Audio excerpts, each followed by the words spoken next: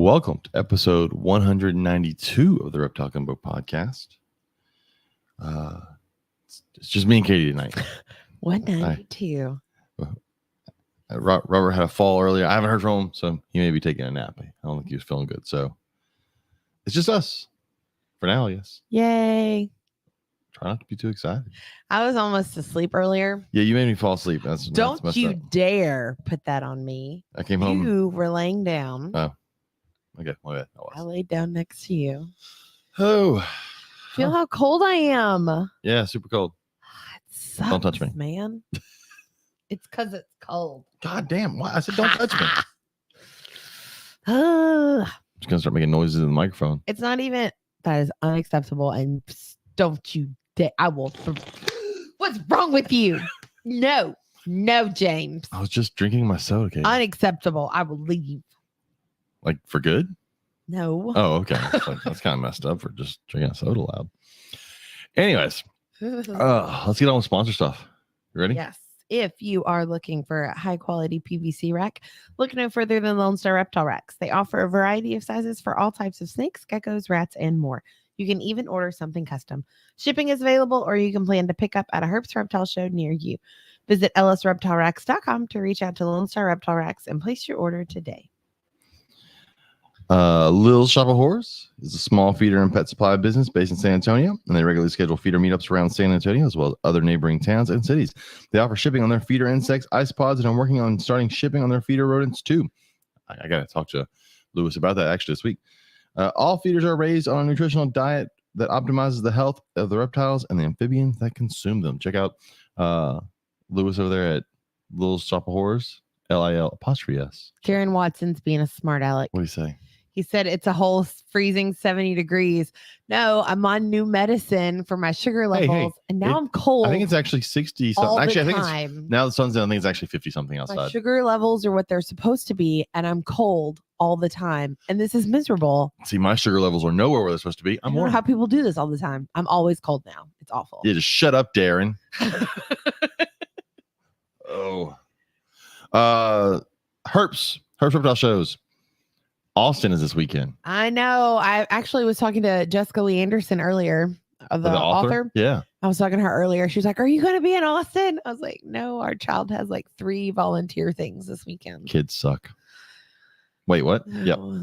Nope. Yeah. Anyways, Austin is December 2nd, December 3rd. Go out, check out Austin show.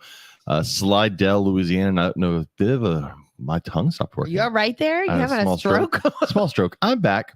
Slidell, Louisiana. December 9th, December 10th. The Slidell show is a good show. Go check that one out. Looking for some last minute Christmas presents. Go check out Slidell. I know Angleside Exotic said it's 21 degrees there. Yeah, that's because they live in the unholy place. As soon as I read that, I was like, "Wait, what?" And then I was like, "Oh wait, no, they're Canadian. They're Canadians from Canada." Yeah. Oklahoma City, Oklahoma is January 13th, January 14th. Longview, Texas, January 20th, January 21st. Conroe, Texas, January 27th, 28th, which is my birthday weekend. Come check us out in Conroe. Corpus Christi, February 24th, February 25th. Baton Rouge, March 2nd, March 3rd. And then the Bryan College Station show is March 9th and March 10th. So come check us out. We'll be at Conroe for sure. That's all I can tell you for sure. We'll be at Conroe. That's all I know. With things come up. Our kid is busy. She does too much. I agree. Which means we do too much. I agree. But she has obligations on Friday, Saturday, and Sunday this week. I need to go. I need to sell some more snakes. Speaking of, I didn't mention the person last time. I meant to mention last time because I had sold a snake to a listener. I wanted to thank James Berry for buying one of my boas. Oh, that's right. Yeah. So thanks, James Berry. Anybody else want to buy a boa? Because I need to make some room for more snakes. I do have sad news. Oh, okay. So we had a weird like last 2 weeks. I think so. We went to DC. I don't plan on repeating this anytime soon. We went to DC for a funeral. Unfortunately, my grandmother died, so we had to go to DC for that. And then we came back, worked 2 days, and then took that Friday off and left and went to Alabama for a football game. So we drove 12 hours to Alabama for a football game to take our daughter to our college campus for the first time so that she can remember because she was like 1 or 2 last time. Which is in Troy, Alabama. Not Tuscaloosa, which is kind of what it sounds like the way you were saying it. Ugh, no. No, don't go there. That place sucks. And then we came back, but when we got back from Alabama, I had a Samboa. It was actually my oldest Samboa, the first Samboa I got. She was very pregnant and very much due any minute. I got home and found her dead, still pregnant, probably like about to have them, and I found her dead. That sucks. So, just it happens. But those people out there that are like, they get snakes and they go, oh, I can't wait to breed a snake. I need you to understand that is always a possibility. You increase your risk of your snake dying if you breed them. As much as there is this romanticism about breeding snakes, understand that there is a chance they'll die. And I've had several birth related. I had one had massive infertile ovum get stuck and never recovered from that. I had this female. So, but I don't hide anything. So I just wanted to share out there. Be careful. If you're going to breed stuff, understand there's a chance you could lose it. That's kind of sad. She's kind of the one that started all my Samboa stuff. Every Samboa I got came after her. She was the first one. So it sucks. But I think I have another one that's pregnant. Hopefully everything goes there. Fingers crossed. She's good. And then I need to start making some plans. I got some more boas that I want to breed this year. So, I'm glad you have plans. I got plans on plans. Also check out Viv Tech products. Use code Gumbo22 for Viv Tech and save 15% on all of your Viv Tech purchases. Even though I posted the other day they're having like a Black Friday sale, and then I gave the code, and then I got corrected. You couldn't use the code because the Black Friday sale was worth more. I get it, Erica. I was just trying to sell black. Rewind, motherfucker. What is wrong with you tonight? You know, it's the nap. It's the nap. You took a nap. My brain is still asleep. I didn't fall asleep. But I was just trying to sell some stuff, and Erica fussed at me because you couldn't use the deal and the Black Friday deal. No. Nope. But Black Friday's over. I don't know if the sale's over or not. I didn't check that. I suck as a sponsor. But if it is over, use code Gumbo22 and save 15%. If you haven't bought something from VivTech yet, what are you waiting for? Go buy a bulb. Go buy some smart devices. All the fun stuff they have. You checking the website? Mm-hmm. I probably should have done that beforehand. Oh. I don't see anything about the sale, so it may be over. It may have ended yesterday. I was checking out our website. It's working, but there's a funky thing on the front. I'll have to talk to Nathan about it. I don't know why it's saying there's an issue there. I don't know. Oh, well. Mm-hmm. Go check out our website. You can see all of our sponsors on our website. You can also find all of our guests on our website, all of our previous episodes, which ties into what we're going to talk about tonight, or who we're going to talk about tonight. Yeah, who we're going to talk to tonight. I can just talk about them. Oh, my God. I can just leave Bring them, her in. Just leave her in the green room. Bring her in. So for those of you, I laugh. Stuck around for the long haul. Well, I laugh every time someone says, I just found your podcast, and I'm on episode like 5, and I'm thinking, God, stop listening to that. Don't listen back then. It's got to be interesting for someone who's just listening from the beginning, going through all of my co-host. But my favorite co-host. Go ahead. You can say it's her. It's my favorite co-host. We have my favorite co-host on tonight. I knew you were his favorite. I don't know if you knew you were his favorite. But it's April. For those of you that have listened to our old episodes, it's April. Hi, everyone. How's it going? It's going great. I'm glad I'm your favorite. I did not. And I was thinking, I think I was on last time at episode 100. So why didn't you just wait till 200? So I could make it like every 100 I come on. I can bring it back. You were actually on let's see, episode. I was on a big one, I thought. Yeah, you're on 100. It has you on episode 7, 14, 49, and 100. But you were also co-host on a lot of them. I think that's when she was. On a lot of them. That was just when she was a guest. That's when she was a guest on them. But there's a whole chunk in there where she's co-host. Have you seen this website? Like, have you? My crap in my classroom is not even this organized. Like, so one of our listeners, Nathan, super jealous. Nathan made the website for us, and if you go to it, you can he's got an entire list of every person we've had on, and then their episodes with their business, and some of the businesses are even like hyperlinked. That's awesome. Yeah, I have a webpage. Y'all can, you can link that up. He may have. Hold on, let me see. Let me click on. Oh, he hasn't. All right, Nathan. If you hear that, you got to get. We'll message you. So he's got Designer Exotics on there, but it's Bloods by. You got to go Bloods by Design. Yep. Change. That's the old name. So Bloods by Design. Oh, there you go. Yep. 2022. I switched it up on everyone. That's funny. Yep. So started doing my own thing and only focusing on short tails. So how's all that going? How's your collection? I decided to massively slim down my collection. I'll be Say it. very honest. I kind of got just bummed by the community, and sometimes you get overwhelmed with reptiles. And I started doing other things, other hobbies, and I just didn't have time for it.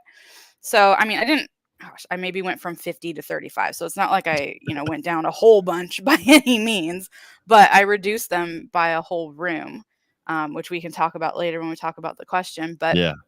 you know, so it's good for me. I only have a couple hours that I really have to do stuff. Like if you put all the time in and you scrunch it all in for the week, it's only a couple hours, maybe 3-4 hours max. Yeah. And I'm still breeding and doing projects. I have someone that sells stuff for me, but if you guys know what I have and the projects I have, you're welcome to go through me and see what animals I have and get on a waiting list. That's no problem. I'm really focusing on the black, dark Sumatrans, and I have lineage for them, so like that's like my passion project, so to speak. And I have been crossbreeding all the ones I have, getting some new blood in, and I'm really excited for the next 5 years or so, because I'm really going to be having some great animals coming out. But yeah, I mean, reptile wise, that is what I've been up to. And I've been hiding, honestly, from the community, not like purposely, but just I just haven't, I haven't just, I'm in some groups, but I'm not, super going into it. I was actually nervous. I was talking to my roommate and I'm like, what am I going to talk about? Like, I don't even go on to Facebook groups anymore. Like, what am I going to do? But here I am blabbering on. So No. I think we're okay. So let's talk about, if you don't mind, let's talk about some of that stuff. So, because I know a lot of people go through, the hobby is for a lot of people, it comes in waves. You've done that as well, though. Yeah, and it's been weird. So it's let me take. There's not times where I've gotten rid of stuff, but there's definitely times where, and not recently, but especially when I was like a zookeeper, my collection suffered just because of burnout. Mm-hmm. But your focus will also shift. Yes, I've gotten more into red tails. I've gotten back into boas more. I still have all my sand boas, but I've gotten back into boas, and then I've gotten some other cool things here or there. But it's definitely, if you're in the hobby long enough, there's definitely cycles, and you see people go through them all the time. There's always in the beginning, a lot of people have that Noah's Ark syndrome where everybody's got to get, like 2 of everything, and then they'll get whatever species, and it's a million different species. I mean, I've been through that too, getting all the different kind of species, and then you're like, oh, maybe I don't want to work with this one so much, Right. Well, and a lot of times you don't even know, if you've never owned it, you don't know what it's really like until you get it. And then you're like, well, because okay, this the one what I thought. I know we talked about this forever ago, and for people that haven't gone back and listened, what was your first? Because bloods weren't your first thing, right? No. I actually wanted to start with ball pythons.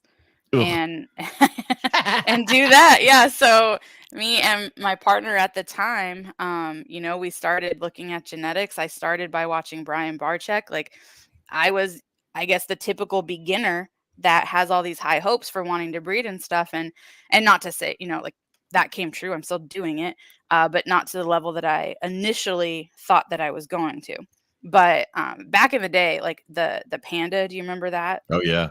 Yeah, that was the big thing at the time. And like the potion, like I don't even remember the ball python names anymore. So forgive me if I'm totally getting it wrong. Don't worry, they make them up all the time anyways. Okay, yeah. So magic potion, I don't know. I don't even know what it is anymore, but that's what we were going for and trying to get the genetics. And we started with double, triple hets and didn't realize, how long that really was going to take to prove everything out and how the market was going. We just didn't know, but we sure were enthusiastic. And at the time when I had my partner, when I was having a low, he was really into it. And then when he had a low, I was really into it. So we kind of balanced each other out and helped like pull the other one out of it. So that's beneficial to having someone with you, and doing it. Like you have each other, and, if you're having a bad day one day, it's like, oh, it's okay. Having that interaction kind of helps. And I've had to do that and have that for myself lately.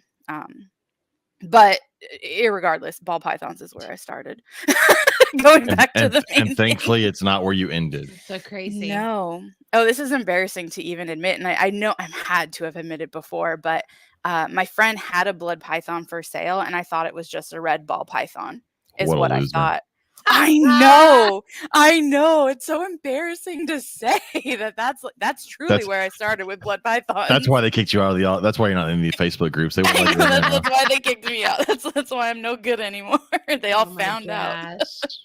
But yeah, that's truly where it started. Well, because blood pythons are just fat, mean ball pythons, right? That's all they are. I mean, I would say they're short, fat berms more than ball pythons, but Well, it's funny Yeah. because it's funny how the hobby goes because they always get considered as mean ball Mhm. pythons, and then Angolan pythons are like, well, they're just bumpy ball pythons, and everybody that owns Angolans like they're nothing like a ball python. Right. They own bloods like Nothing they're like nothing it. like a ball python. yeah, I think blood pythons are more curious. They're smarter than a ball python. I'm not going to say they're smarter than retics by any they're means. stronger than a ball python. Oh yeah. Oh yeah. Especially Sumatrans. They're the sweetest of the three, I would say. But when you get a rat in your hand, make sure like I had to buy 4-foot tongs because the power of that animal when they think that your hand is the rat Oh instead. yeah. Like I have a tooth literally in my thumb still from years Oh. ago. From when one got me and it just my body never rejected it and now it is part of me. Jeez. Right? It's now a part of my Well, 'cause, hand. like, if you ever, my problem with holding, okay, this is the part. I know people make fun of me because I wear gloves with all my shit, and I don't like getting bit, which is why blood pythons scare me because like they always feel like they're like they can strike. Like ball pythons get to where they just feel like a whatever, they're a bump. Yeah. But like blood pythons always feel like that at any moment if they wanted to. They can go ahead and bite you. Like they've got the strength, they can strike, and like when you hold them, like you watch someone hold one, they can hold themselves out. It doesn't look like it because you think like ball python, fat and lazy, but they'll hold themselves out like straight out, and they're built so different. And, and then they turn around and look at you, and I mean, they're built so different as to when they're like crawling straight on the ground, they look like a slug going around. It's the weirdest thing to see. Yeah. It's so funny and so derpy looking, but they can go pretty fast when they want to. I'll tell you that. And one time I like pull out a tub and I start cleaning an animal, and then I look away for 10 seconds, then I can't find it. I'm like, where did you go? You are this huge animal. Where did you just go? And they climb in the racks, and they're awful sometimes. But the mean ones, there's I'd say 10% of my collection are like mean and aggressive, and really they're just scared and nervous, and you have to give them the time and patience and work with them and go into whatever session you're going in with them without frustration already from other stuff in your day. Yeah. Because if you already have that, they can sense that, and it doesn't work out. And it's just going to be a bad experience for you and the snake, and they're going to remember that. And the next time you go in, you're starting, 2 steps forward, 1 step back type of a thing. Like it's not really going to work out for you. See, I don't need a vengeful snake, and that's what this sounds like to Well, me. no, No, it's really not. It's just they're scared and they remember that. Well, they also get that whole. The same reason everybody for the longest time was like retics want to eat you. I'm like, well, that's what happens when everything is wild caught, right? Yeah, And that makes so for sense. bloods and short tails for a long time, a huge majority of them were wild caught or first generation hatched from wild caught.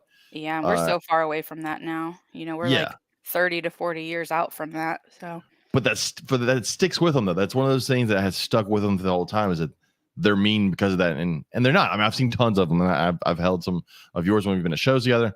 They're great. Until they pee. Oh That's man, the is one that thing. I know, That right? is the one thing I remember the most from that show. No, I was like, how on earth? That's not the whole. Well, that was bad. So much liquid in this container. Matt Minatola's one. Yes, that's the one I'm talking about. Oh God, I don't understand. I'm like, how did that much come out? Walked his into his that hotel. much liquid come out. Walked into his hotel room, and all you could smell was just shit and pee, and there's just so much of it. Just imagine moving cross country from California to Tennessee with your snakes in the cab of a U-Haul and someone pees in that. Someone or the snake? Yeah, well, the snake did. Oh, okay. I was making sure. Something, I guess. Would that be better? Is that more grammatically correct, James? A lot of stuff can happen between California and Tennessee, so you never know. It's true. Yeah, that was a brutal ride, though. That was interesting. Well, there's such a weird thing, especially if you started out with ball pythons. Like there's so much that's different about them. Just the whole you can't wait till their first shed to feed them, or they're just gonna starve to death because they don't shed for forever. Yeah. I had my babies are from July and are just now going into shed. Wow. Well, then Darren Yeah. says they even hiss when they don't plan on striking. That's that fat snake body thing. Like boas will do it, berms will do it. That's true. That's Don't true. mess with me. They have big lungs, and so Yeah. the air comes out They're fast. big That's all. boned. They're big boned Yeah. and they breathe They're They're not not loud. breathe fat, loud. they're big boned. But yeah. I mean, I have one. I call it talking. That they're just talking. And I had my coworkers over, and they're like, "Okay, well, since I'm here, let me look at your snakes." And mind you, some of them are absolutely terrified. So one who's particularly not okay with it, I was like, I opened the tub for my nicest but biggest one that I have. Actually, it's the 007, T-negative 007. I hatched out a long time ago. She's so beautiful and so nice and so sweet, but she's talkative. So she came out and she started hissing, and my coworker was out the door and said, "No, thank you. Close that tub. It's okay." Well, they don't have the friendliest face. For someone that's They like don't. ball pythons Yeah. have a goofy, friendly face, right? Yeah, Corn it's snakes have a derpy. It's goofy, derp. friendly face. Yeah. I just got a But- milk snake. It has a derpy, friendly Yeah. face. But blood pythons have a "I'm gonna fuck you up" face, even if they're not. They're kind of like emerald tree boas. Emerald tree boas to me always have that like "I'm gonna kill you" face, just sitting there. Their head shape, I think. Their head shape and their Yeah. eyes, and their head shape is just so much more chiseled, especially if you're comparing to a ball python. Yeah. And their eyes follow you. They really watch you. And then if you add the albino in it, you have these red or pink eyes that are then watching got- you on and Bloods, tracking. Bloods have that longer snout than ball Mhm. pythons, and so that Mhm. doesn't help either. Like they just look mean. They can't help it. They have a resting bitch face, and they can't help it. They do. Maybe that's why I identify so much with them. I will say one thing that's impressive is, unlike ball pythons, at least all of your different colored things, they all look different for the most part. Like that's what Yeah. drives me. That's going to it's gonna be a shit on ball pythons night, and I apologize. I don't apologize. Fuck it. I'm like, when is it not on this show? I hate going to a show and it's a table of brown, and they all have a different name on them, but I'm like, it's still some of fucking them are brown. really interesting looking. A I few don't of know what they're them, called, so I can't tell you what they are. but But very, some of it's really neat. The ones I like are super expensive. very few of them. Like Give the taste. like- That's why. I know. when you mix, like I like it when you mix like banana in, because then it looks different. I like Well, I think anything with the They're pie. so far gene. beyond banana at this point. I feel. Oh, yeah. But a Banana lot- is like But a lot of stuff 20 they're years onto, ago, James. that's fine. But a lot of stuff they're onto doesn't look as good as banana. To I don't know, you, some of the Xanthic stuff, and I like clown a lot. Oh, see now, so- but the problem with the Xanthus stuff is it's they great don't look as like a baby. They don't look the same when they're Mm. grown, and it's and disappointing. that's like, speaking of that, that's another thing that I love about blood pythons is that when they're babies, they look their shittiest. And Yeah. and That they is get true. better as it goes on, and they develop more color, and it gets the richness, and it's the contrast comes in. But with other species, and not only ball pythons, I would say, I was gonna say carpet pythons, but they kind of go for a They get glow up better. and then a glow down. Yeah, like they go up and then down a little bit. See, I think ball pythons are that. So the reason they work so great for the pyramid scheme that is breeding ball pythons is because the babies do look great. The pyramids. The it's a babies pyramid do scheme. look great. They The do babies, look great. that's the best they're gonna look. That time when you need to sell them is the best they're gonna look. And I'm sure ball python people out there like, mine looks great at 4 years old. Fuck off. Most of them look like dog shit as they get older. They get muted and they don't look as good. Don't we all? It's okay. No, I look great. But like, Yeah, I don't look the same either. There are though. some days that I'm aging better than others. But they're Today just- is not that day. there are just some snakes that get better. Like everybody loves green tree pythons because of the changes they go through as they get older, Yeah. right? Bloods, they get better. Carpets, a lot of like you get a clutch You of get baby jungle. carpets. Yeah, Yeah. jungle or coastal. They don't- or something. Yeah. They don't look the same as the babies they do as they get older. They get a lot more color, and then with like my Sambos, they look the same from day one. Yeah, to they day do. 5,000. Like they're Corn it's the snakes, same. corn snakes change a lot too. A lot. do, Like yeah. if a you find lot. a baby Okatee corn snake, like it's It hard does to go. not That's look- gonna yeah. That's gonna look like an Okatee. It's- Yeah. Yeah, it's so, crazy. But it gets so pretty with age. But ball Mhm. pythons are just on that part where like they're not gonna get better. But pythons are great for classroom pet, family pet, even for breeding and stuff. If that's what you like and that's what you're into, go for that. Keep that and do that because just- that's what you are into. There's Because just so I'm not many of into them. it doesn't mean whatever. But here's the problem though. Do you think that everyone that breeds ball pythons are into ball pythons? No, not necessarily. See, do you think everyone that breeds blood pythons are into blood pythons? Yes, 100%. Yeah. right? Yeah. Because it's more of a specialized, Because it hasn't been specific snake. because it hasn't been. It's not. I feel that way about people in sand boas. If they breed sand boas, they're a sand boa person. Uh-huh. Yeah. I feel that way about people that breed retics. Yeah. That's. You don't think? I don't think that's completely true.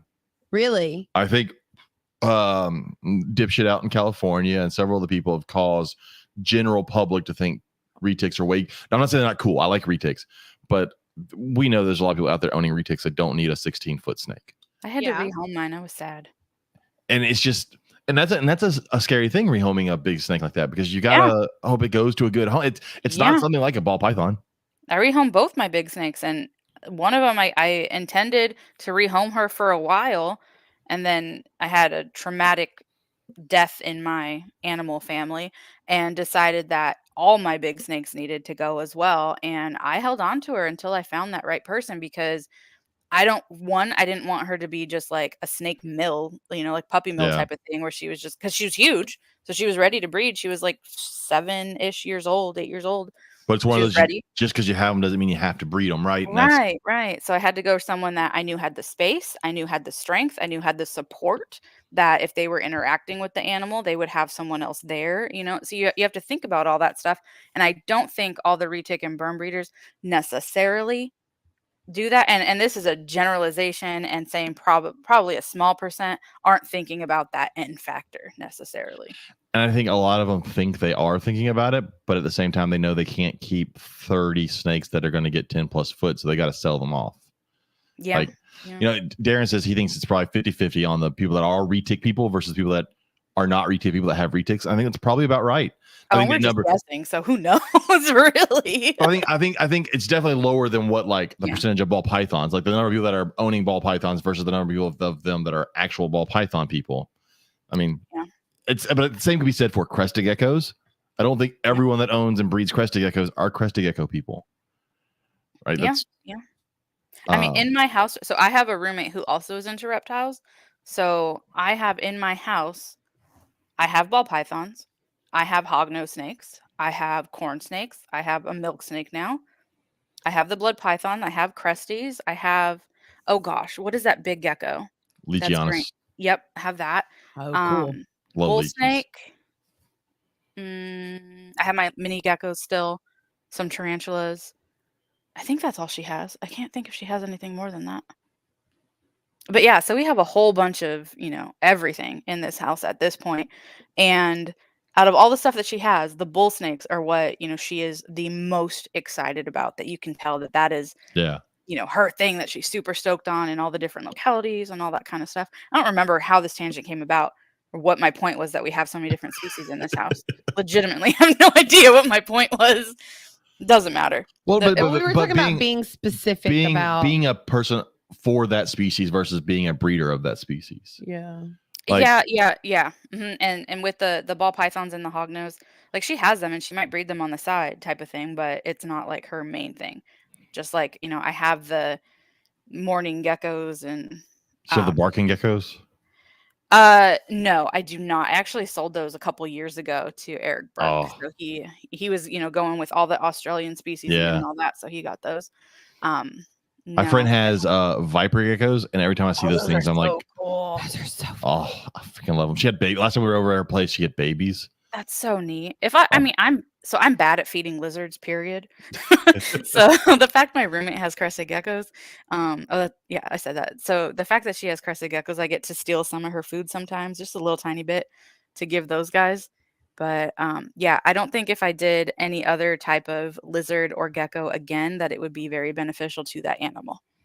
Yeah, every time I go to her place, she's got at her shop, she has lizards. She has like a lot of smaller geckos and other like anoles that most people don't have. So it's kind of cool. But yeah, I see all that stuff. I'm like, yeah, this is not me. I've got we've got this chameleon that is a pain, but awesome. And then I've got these 2 emerald skinks, and that's more than enough lizards for me to have to deal with. Yeah. I got 3 lizards and I'm good. And they're tiny, so we're good. I've got 3 in my classroom, but I don't take care of them except for the summer. My kids do it all.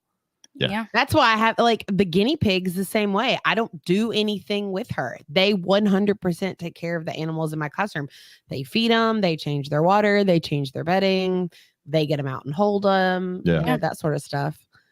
So, Nathan says it's scarier adopting a huge snake. He prefers to learn its attitude as it grows. I agree. I Me like that too. I agree too. All of my large female boas right now were bought as breeder females. I don't handle them. Like, because I just you don't know them. Yeah, I don't trust. Like, I've had them strike at me here or there, and I'm like, I don't have the want to calm them down. I'm like I bought you as a breeder, and it sounds bad. Look, they're taken care of. They're fine. Right. But I'm not gonna take them out and show people like this is a cool snake. Versus like my Louisiana pine snake, I'm definitely gonna take it out and show people like, hey, look, this really cool snake. Right. And I have some in my collection too, where she specifically is a breeder, and this may sound, bad too, but she'll go to a good home once I rehome her. But once I get the genetic combination that I want, then I'm good. And that was part of me, bringing my collection down, was figuring out what animals I had multiples of and finding the one that had, best color, best attitude. Like I rehomed a beautiful, beautiful T negative female ready to breed, but she was the spawn of Satan, and I just got tired of it. And someone else liked her pattern, liked her color because she was beautiful, and was okay with the challenge of her personality. And that's when, beauty doesn't cut it all the time. So she went. But thinking about the animals that you're going to pare down to, that was an interesting process, because I had a good amount and a lot that, I've bred myself. I've decided I don't want to do Borneos, but I have one project that I want to finish. But once that project finishes, I would probably, rehome the parents at some point, or, sell them as breeders or whatever it might be, because I wanted the product and I spent so much time buying what could make that product. Yeah. And like this it sounds terrible because, I'm using verbs like, or nouns. Oh my God, Katie, don't kill me. I'm saying that they're a product, but no, I get what you're saying though. Like you went into that for a specific project. Yeah, and I want what you could accomplish. And I get that. But I have a small room now, and that's all the room I have. So if I'm going to go into the Sumatran project more, there are other projects that I'm going to have to take back and figure that out, because I don't want to get more than the 35-ish that I have. Well, and I don't think that's a problem. And so that's why there's so many different types of people in the hobby, right? There's people that get a pet. I do have a problem with people that get a retic or a berm as a pet. It's their one snake. They get it as a baby because they got at a show and they go, oh, this is great. And then it gets to 10 foot and they get rid of it. I don't have a problem with them getting rid of it because I don't want someone to keep something that they don't feel comfortable with and they shouldn't have. But I'm one of those people. You're talking like that's me. You're talking to me. So I'm not taking offense. I fall in this category too. It's okay. Right. Yeah. More people should do research into certain animals. It's different than getting something because I was an impulse buy at a show and then it got too big or whatever and you got rid of it, versus you're buying a project, you're a breeder, you're trying to get to a certain thing. You can't keep every time you produce a litter or a clutch, you're always going to keep one or two.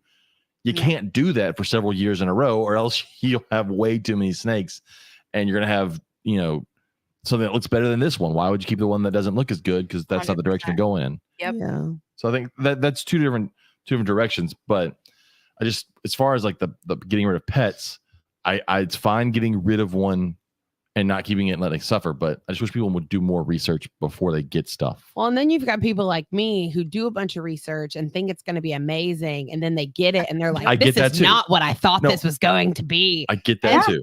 Yeah. But I feel bad. But I personally feel bad when I rehome something, because I'm like, okay, I had it for like 6 months and now I'm done. So like, okay, let's go. I failed as a keeper.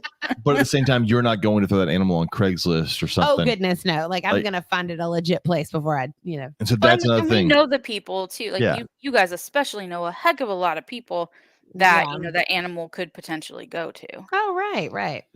And so that's what worries me with so many. I see so many retics, and not berms aren't sold as much as anymore, but a lot of retics right now. And then what happens to them? That not all of them end up with someone like you who finds a home for them.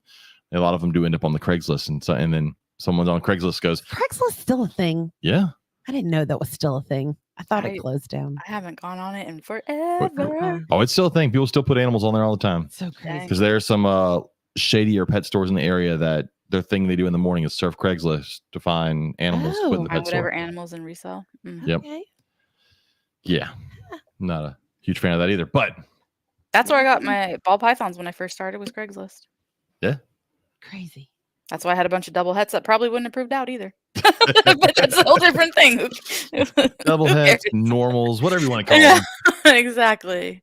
Dinkers, isn't that a thing? Dinker, it's a dinker project. Yeah, exactly. But yeah, it's collections are weird. And you know, right now we've talked about it a few times on the show before. There's so many people you see like every week, people getting out of the whole hobby, selling an entire collection here and there. Oh yeah. I myself couldn't do that. Even if I were to downsize, I couldn't get out of the hobby. Like that's not a thing. That's not a option for me. Yeah, I don't ever see us not having some type of reptile. Well, it's like I knew April's downsizing. I was like, there's no way she's getting rid of everything. That's not an option for April. No, I don't. I mean, like, I wouldn't get rid of anything, period. Like, I would keep them until they died because they are like, you know, Jack the Ripper. He's my go-to T negative, and I will never sell him. He will never leave my house, my possession. He will be with me until he dies. And I think that's going to end up if I were to get out of it fully, which I don't plan to, but if that was to be the case, it would be that I sold the animals that were only breeders, keep the pet only, and then they would stay with me until, you know, the end of their life. And then I just wouldn't get any more. I wouldn't buy more. So I'm really glad that you mentioned you would sell the breeders and keep the pet only, because we have some at our house who are purchased for breeders. They're the ones that don't have names. Most of mine don't have names anymore because I don't, it's gonna sound bad. I don't tend to buy pets. Now, it's not true.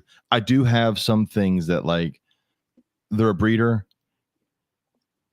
And we are emotionally attached to that animal. But even if not, like more so than you would be a regular animal. So like the pair of Indian Samboas, I'm not emotionally attached to them, but they're really cool.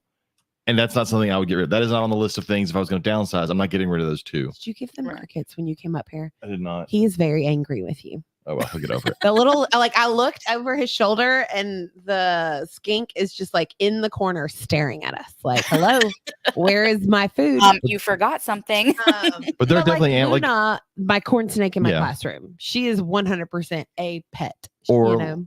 Look, like my Russian Samboas I got from Jason. Those aren't going anywhere. Those are. But I've got a rack full of breeder Kenyan Samboa, like normal females, that if I needed to make room, those would be the first things that are going to go. Like there's no, I don't say there's not an emotional attachment because I know it's starting to sound like we just look at them as cattle, but I mean, at some point, I've got 10 of the same thing. I don't need 10 of the same thing.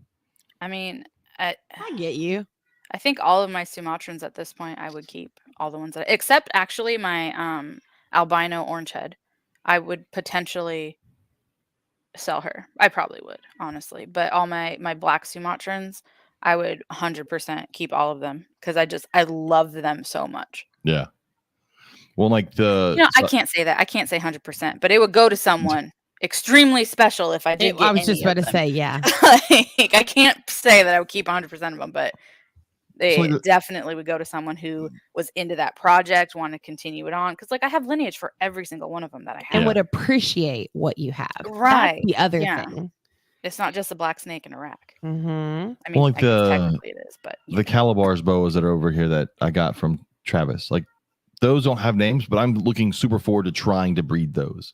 Right. Like that's something that people don't really breed in captivity, and I want to do that at some point. So that's a project that's not going anywhere. That is here, or my rubber boas. Like my rubber boas. Oh, you still have them? Oh, I had lost one male last year when it came out of brumation, but I still have 1.2. But I freaking love those things. Those aren't going anywhere.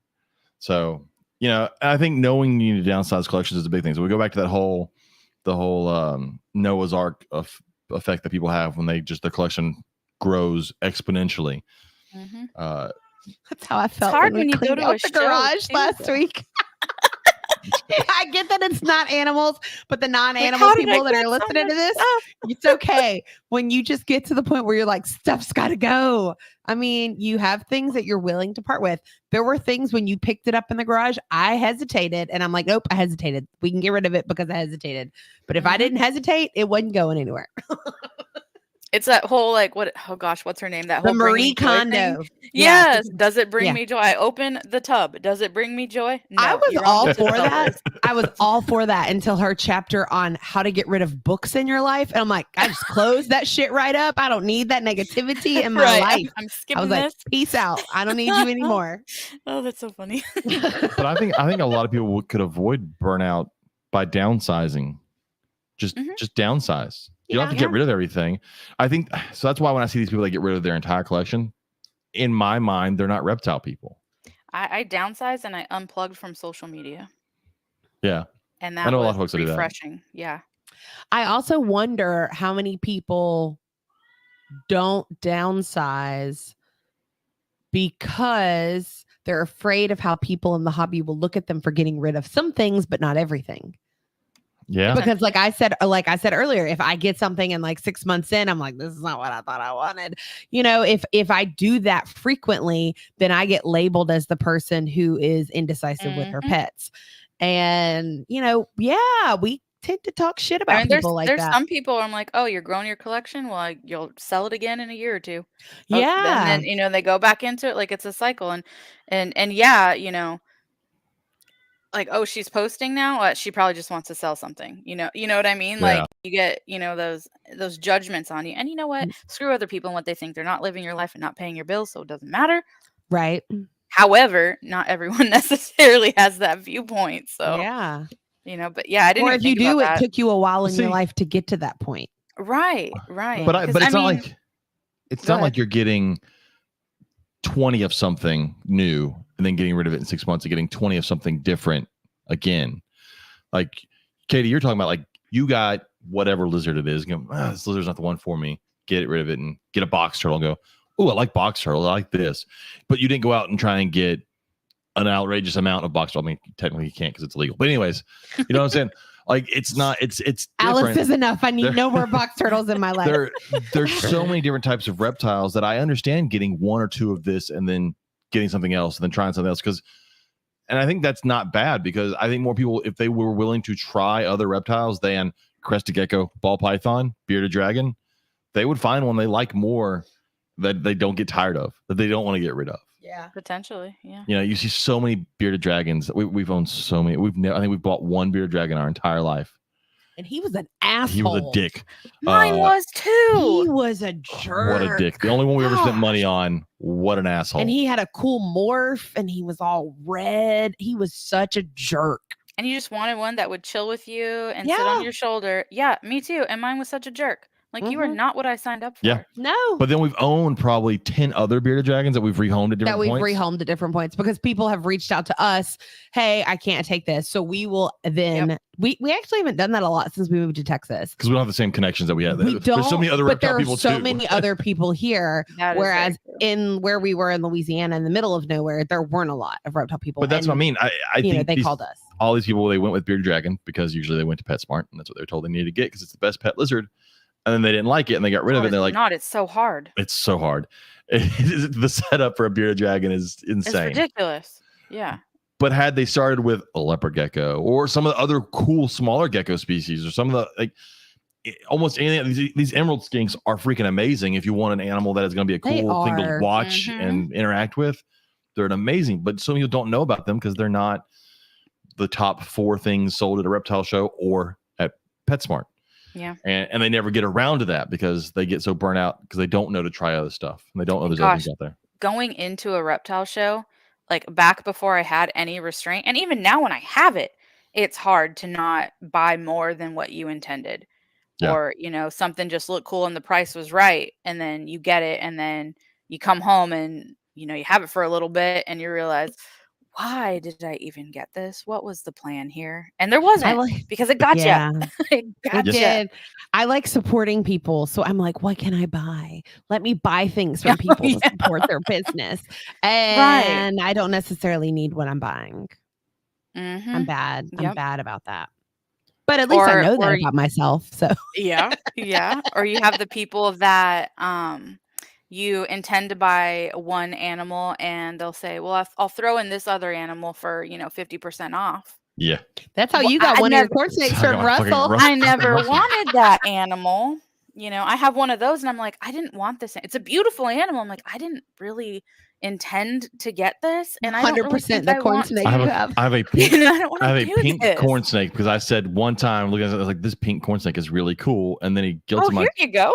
he guilted my kid. He goes, hey, I'll give you this one for this price and this No, one no, for no, this. no. She went over to buy her first corn snake. She wanted to buy it from Russell. She goes over and he talked to her. Like he acknowledged her. She had questions. And she said, this is my budget. Yeah. This is how much money I'm able to spend. And he looked at me and I said, she's been saving her money. This is her money. Like this isn't coming from us. So this isn't flexible for her. And he was like, okay. And so he had taken that one and he's like, I tell you what, he said, go ask your dad if he'll do this for this. I'll give you both snakes. of them for this price. I was like, son of a bitch, Russell. So she goes sprinting across the herp show to get to daddy's table. It was the first But don't herp get me show we wrong. ever took her to. But the problem is I have no plans to breed those corn snakes at all. I mean, does she keep them as a pet, or are they just part of your collection? They're in my collection. Well, When she's in there, she'll hold it. It's hers, and she'll take it out and everything. Yeah. But I mean, she's a 12-year-old. She forgets shit exists if it's not right in front of her. We don't want to put it in her bedroom. Right. And I ended up my snake. It's a super salmon ghost, so it's this bright pink, like Barbie pink corn snake. I feel like I remember when you got that. Yeah, it's super cool. Yeah, you were super excited about it. The pictures don't do it justice. Yeah, well, you can't go pictures. You Can't give good pictures. It's impossible. The reds and pinks don't show up. But yeah, I don't have any plans. But at the same time, I don't plan on getting rid of it. It's really cool, and I don't. That's one of those things that's on that edge. Like I won't get rid of it, but it's always going to take up space in my snake room. It's going to be there because I'm not going to get rid of it because I like it. Yeah. Let's see. Let's look at some of the things. Priscilla said it seems more common to sell / give away fish in fish keeping to have. Oh, interesting. To have something that fits better or get something new. So I think that way of thinking is not a huge issue. But if you're looking from keeping cats and dogs perspective, to do that is like blasphemy. Yes, like you get a dog and then 6 months later you're like, it's sitting working for me. Which is crazy because if you're talking like koi, goldfish, those things are living 50 years. Yeah. If taken care of properly, right? Yeah. That's interesting. But yeah, you're like the devil incarnate if it's a dog or a cat. And like with a mammal, it needs the attention that people that say, I can't give my reptile the attention it needs. No, the mammal actually needs that. Yeah. Right. And you might be doing it you got the wrong breed for the house that you're in. Like don't get an Australian Shepherd if you live in an apartment. That's not going to work for you. You know what I mean? So so if people have to do that, it's better for the animal. So why is that so terrible? Like it's. See, and my problem is not with the getting rid of animals. I don't have the problem. Now, again, I go back to you got to get rid of them the proper way, and that's a big problem with cats and dogs, right? There's so many cats and dogs that are just dropped on the side of the road. Yeah. They're wild dogs now. Yeah, do you guys have a lot of those in Texas? I feel like that would be like a thing. Cats, fucking cats. No, she means like wild dogs, like out in like the woods and stuff. No, I mean like people dropping off their dogs and they become wild. Oh. Yeah, like no, cats. I don't know. Yeah, cats. A lot of fucking cats. If there were more dogs, maybe there'd be less cats. I don't know. Just a lot of cats. Maybe. Well, I've always said one thing though. Dogs are stupid. We've bred them to be stupid. That's why you see dogs in the wild starve, and you don't see that many cats starve. Cats are still small murdering machines, and they're going to feed themselves. Dogs they're dumb. They're going to go look for garbage. And I mean, I love my dog, but if she got loose, she's not surviving on her own. She ain't making it. She ain't making it. 100%. She's going to get hit by a car within the first hour. I mean, mine would probably get hit by a car, but I think they might make it if they don't get hit by a car. No, she's running into the street and getting hit by a car. I guarantee that's what's happening to Millie. Yeah. She has no situational Poor awareness. Millie. She's just gone. But I she do think runs into like the walls in our house when she turns corners. Like, I mean, she falls down the stairs. She falls down the stairs on a regular basis. You hear her come running down, and you hear her take a wrong step, and boom, and she falls to the bottom. Like, and then she comes out still wagging her tail, like, yep. Yeah, dumb dogs are the best. But But I think it's really interesting that you correlate that to the fish world too. I'm sure there's other hobbies like that that we're not even yeah, aware Mm, of necessarily that the same kind of things are happening. I think a lot of it comes with how much we feel people should be connected to the animal they have. With fish, a lot of people don't feel a connection with fish. Now, I disagree because I had a catfish that I bawled my fucking eyes out over when he died. No. That was sad. But at the same time, I've gotten rid of. Someone gave me a huge clown knife, and the day it swallowed one of my fish it that I went to liked. go after one of the catfish. It- He it was had gone. gone. The I looked- fish is gone. I looked up and one of my catfish was in its mouth, and I was able to get my catfish out of its mouth. And I like the next 5 minutes, it was posted online. Who wants this for free? Come get it. Mhm. Like- He's not even kidding. Like we had somebody that I think y'all met at like PetSmart or something, and you literally Oh, yeah. had that thing in a bucket with an air stone. Yep, And you were it like, took it- "Here you go. You can have the whole setup." So You're like, I like certain. I have my limits. You cannot do Yeah. that. as soon as I saw it try to eat fish that I liked, I'm like, you're fucking gone. So yeah, like I said, but I went through the proper route. That person I gave it to had the proper setup. They had, so I mean, it wasn't like I just said, hey, here's a fish, I just need to get rid of it. Or I didn't go throw it in the local pond or something. Right. Oh right. gosh, that would be like worst thing you could do is that. See, anal side exotics. I think it was one of the fish that got lost in the great fish kill of 2022. What we're calling it now. All fucking died. But What the heck happened? I bought one oh, fish God. from PetSmart, and Killed all of almost my the fish whole got tank. ick, and I treated them, and they died. Except for the giant Danios. Except for 3 giant Danios, which you are can't still fucking kicking. kill. Those guys won't die. But like My that's when my God. like 17-year-old Raphael catfish died. That's what it was. Oh. Doesn't hurt. But the one that got eaten was not. The one that got eaten No. was my bumblebee catfish. Mhm. Because I looked He up. did fine though. I got him out and he was fine. He just died with everything else when they all died. Dang. Oh, I could have cooked. I'm not gonna. I mean, it was very small. I could would have have had cooked to. it. No, it's not. It's not a couldn't not cook huge. it catfish. Uh, Our tank's not that big. It would be course 1 of 25. oh, the clown knife. Yes, you could eat the clown knife. It was a pretty good sized clown. Although Are it's those not like. the ones that kind of look like ribbons? And kind Yes, of but you can go to Florida. Yeah, They those have are them. In, cool. they have them now in Florida, and you can go fish for them, and they're like 2 foot long. They're fucking massive over there. Are they supposed to be in Florida? No. They're one of those things that you can go fish for them. Those snakeheads, peacock bass, Midas cichlids, all sorts of cichlids out there that you can go fish In like for. a That controlled environment? no, they're in canals all throughout southern Florida. Oh, They're God. invasive now. Oh, Yeah. God. Because people let them out? Yeah, Gosh, yeah. talk You about can go burns catch and giant clown knives. People go fishing for giant clown knives down there in South Florida. Oh, my goodness. I don't like water like that. I would be freaked out if I was like snorkeling and one came Sorry, by I me like kicked that. it. It's like, what's that noise? I accidentally kicked the So- stand. I turned.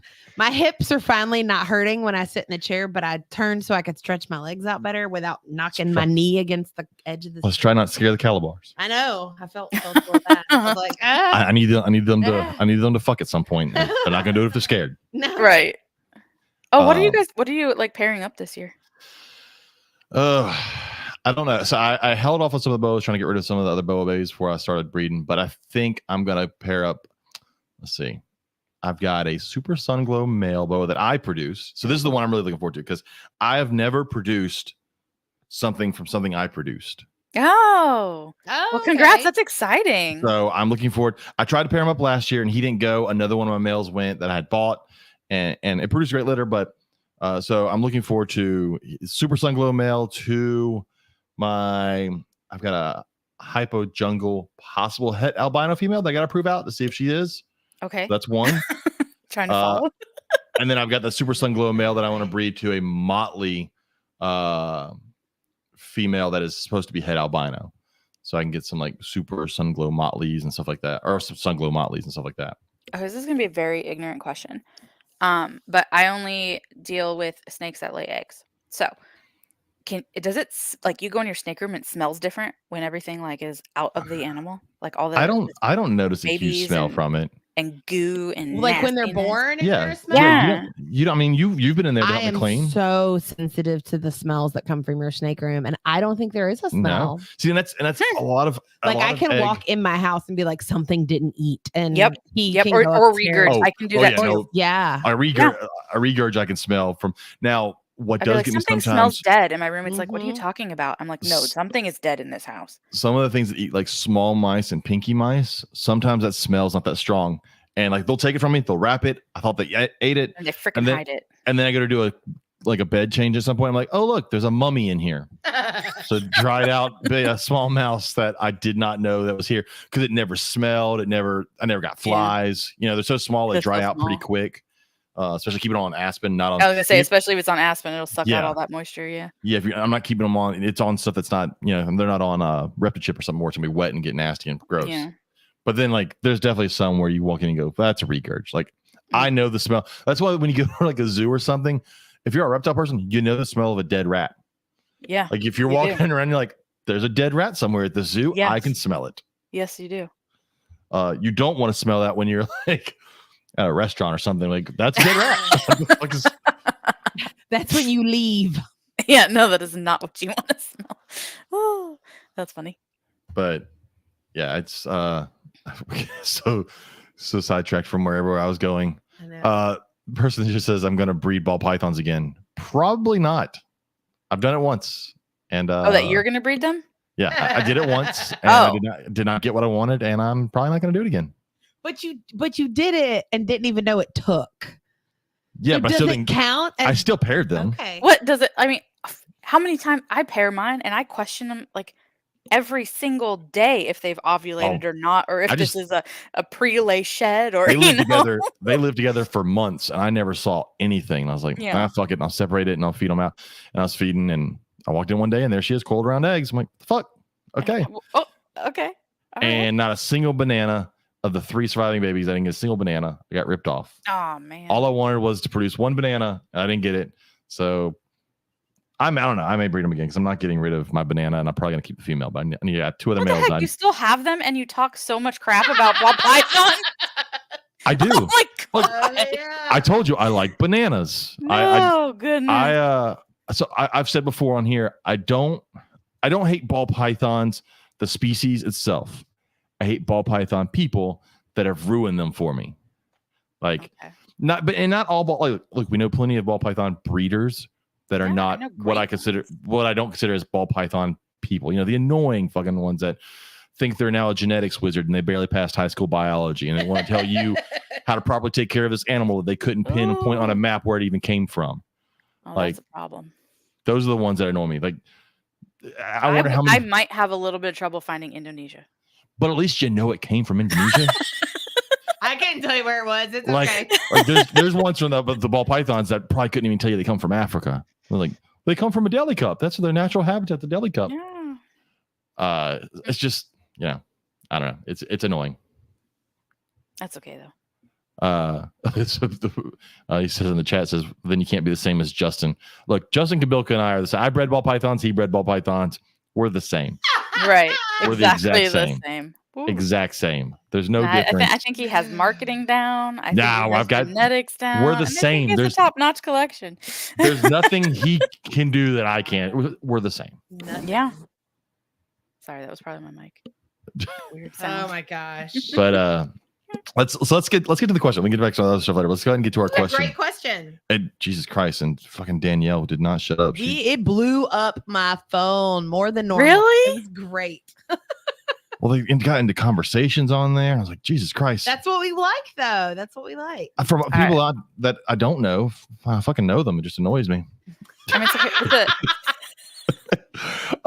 so our question this week was, where do you keep your animals? Bedroom, snake room, garage, warehouse? Which goes back, I think Darren asked earlier if you and your roommate keep your animals in the same room. So we'll get to that later. We'll answer that question. Okay. But let's go through this. There was like 50 answers here. So again, part of that 50 was Danielle and whoever having a full-on conversation in the comments section. Okay, engagement brings your post to top. Revision Reptile says, over the years, like our hobby has evolved, starting as setups in various locations in the living room, it quickly upgraded to a dedicated room in the house. Currently, we're in the process of moving them into the garage after fully insulating and closing it off. We're also located. Well, they're also located in Southern California, so weather there is nothing like that's not a huge issue for them. They Yeah, their human family grew, so the snakes are going into the garage now. And he has the aquatic snakes, the elephant trunk snakes. The old Wow. the old penis Yeah. snakes. Yeah, I know. The old floppy penis snakes. Lord. Well, okay. I'm not even going to comment. So Have you ever? You've held one? no, not yeah, a floppy penis. Well, maybe that too, but the snake. yes, I've held the snake. Shame. So they're just flaccid penis snakes. Oh my god. Yeah, they're definitely odd, but I think in the private sector that I am aware of, Tony has been doing phenomenal with things with those animals and their habitat. He's doing a really great job. What? Our kid just texted me the 3 dots.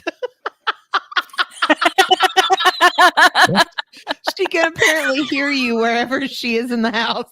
And so she texted me just the 3 ellipses. Oh, anyways. Elephant trunk snakes are one of those snakes on my list of things I would love to own, but I know that I couldn't own. Oh no, not everything that they need, and no.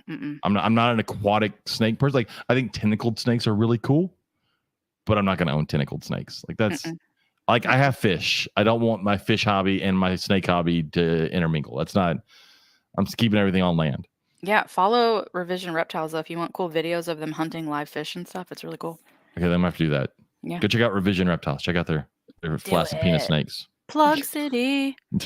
Our friends over at Focus Cube Habitats, which I promise this sign is gonna get hung up at some point from Focus Cube. Our gumbo sign, they just suck. Aren't they a sponsor for you guys? Weren't they a sponsor? No, they're just friends. No, they just made the sign. They're just friends. They just made him something. And Steven was so proud of the surprise. Steven was like, and you gotta come pick this up. And he just took like a picture of the corner. And I'm like, what the fuck is it? Like, I didn't no clue. Like, I don't need So a we cage. drove I mean, I'll take an a cage. hour to get it. That's so funny. I don't know what this is, but I'm driving. And he kept asking me, he's like, what are we getting? I'm like, dude, I have no clue. Like, I genuinely, I'm not a part of this surprise. Yeah, they were like, bring the truck. I was like, oh, okay. Fucking love the sign. It's amazing. I just gotta get it hung back up. Anyway, what'd they say? So they said garage, upstairs game room, kitchen, dining room, and front bedroom. That doesn't shock me. Like, I imagine that because one, they don't have kids. It's just the two of them, so they just have shit everywhere. That does not shock me. She also has like croc monitor and the water monitor, so those are two that take up a lot of room.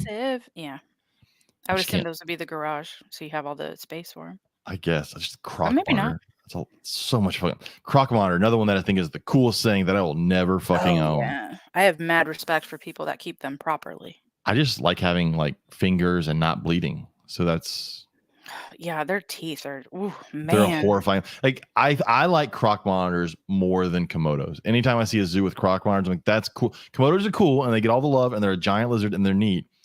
But a big full-grown croc monitor reminds me so much of like velociraptors from Jurassic Park. Oh yeah, with their face, their eyes. Yes. Ooh. Yeah, I see that. Yeah, I can see that too. So Mark Anderson said every single room in the house, along with some other rooms and spaces at friends and families' houses. Those are good friends. Oh and family, my goodness. Yeah, no kidding. You may want to we talked about downsizing earlier. You may want to you may want to downsize to your house alone. That's funny. Jamie Lee Colzer said living room, entry room, bedroom, and if and when I quarantine, they go in the bathroom. For the ones we're expecting to show up this week, we are likely quarantining them in their son's room. When the oldest moves out, they'll have a new snake room. See, get rid of kids, and you have more snake rooms. Is that what you're gonna do to Joe's room when she goes to college? Yeah. Duh. She's gonna come back home. She's just gonna sleep on the futon when she comes home. She's like, "What happened to my room?" I'm like, "You mean the second snake room?" I don't know. You can have a cot. There you go. You can sleep in there, I guess. I don't want to tell you. It's gonna be warm. Jason Creekmore said, "Living room feels like I have a little piece of rainforest in there." My wife watches TV, and I watch the Crested Cage out of the corner of my eye. Oh yeah. Till he wakes up and starts moving around. I have a couple of students in my class. I've had to move away from animals because they get distracted and will just sit and watch the animal in the classroom. So I have to move them to like the other side of the room from the cage so they'll focus on class. I mean, I can see that. Look, with the your chameleon's crawling around. He's probably hungry too. You can go feed him if you need to. Food's up here. Okay. Mine out yet? Oh no. The little skinks here. I'll watch them. They're fun. Our friend Megan says tortoises and turtles live outside, but go in the garage when the winter sets in and kiddie pools. The rest of the animals have their own room that doubles as her office And then her quarantine spaces includes any available room, bedroom, bathroom, whatever else is available in the house as a quarantine space. And to note, quarantine is very important. Very I'm important. glad you guys have quarantine spaces that are a separate room completely. From everything. I mean, I've said it before in here. I lost all of my boas probably 12 years ago to not quarantining. Or you get like mites that go crazy. Oh, fuck. Don't say that word. I know. I've the got devil. I got PTSD from PTSD. I believe it. I moved here and got mites, and oh god, it was fucking horrible. Gosh. Yeah, that's not fun. Let's see. Kevin Lee Council says I turned my second bedroom into a tropical snake room, keeping ambient temperatures at around 78. Ugh. That sounds terrible. That is not a bedroom anymore. Don't call it a second bedroom. It's a swamp house. Joe just texted me, "What? You're getting rid of my room?" None of your friends want to come stay in your 78-degree room with humidity that's around 60%. That's not a bedroom anymore. They also have a sauna. I know. They also have a rosy boa that stays in the living room due to its different parameters. Yeah, that makes sense. I will say one thing. If I were going to keep snakes based off of how I feel and how I live, it'd be like Montane vipers or something, because you can do like an air conditioned room. Yeah. Because like Cody and Pia's, when we went in Florida to Cody and Pia's, you walked into their Montane room and it was like 60 something degrees in there.